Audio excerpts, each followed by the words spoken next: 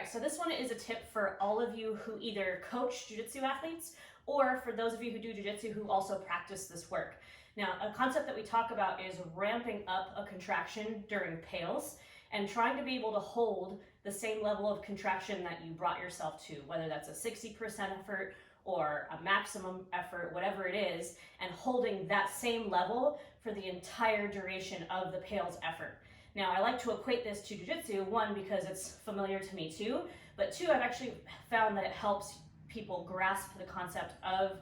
holding that a little bit better. So what I equate it to in terms of jiu-jitsu is if I'm trying to choke someone and the amount of effort that I'm going to put into choking them, how slowly I'm going to ramp up something, how long I'm going to hold it. So if I was to triangle Nick and I lock it up right here, right? So I'm not squeezing at all yet, but in PAILs, we talk about slowly ramping up. And so if I do the opposite of that and I just squeeze as hard as I can, maybe Nick is really experienced and comfortable here. Maybe he rides the choke out, and then by the time I fatigue, maybe he was about to tap, but I dropped my level of contraction because I couldn't hold it for that long, and now he can breathe again, and he's not going to tap. And then I try to squeeze again, and then I fatigue, and then I lose it, okay? So instead, what I'm going to do is after I lock it up, I slowly start to ramp up that contraction, and I slowly get a little bit tighter, and then maybe I won't actually do it because he's about to tap too, but once I slowly ramp up, maybe I get to like 60 or 70% of my max effort,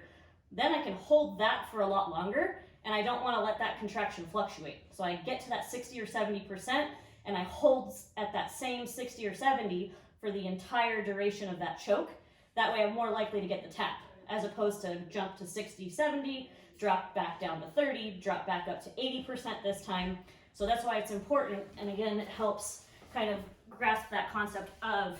ramping up and then holding the same level the whole time. So the next time you do the work and you're training whatever it is, whatever joint it is for yourself, try to think about slowly ramping up that choke and then holding it for longer at the same level of effort the whole time and see how that changes it for you.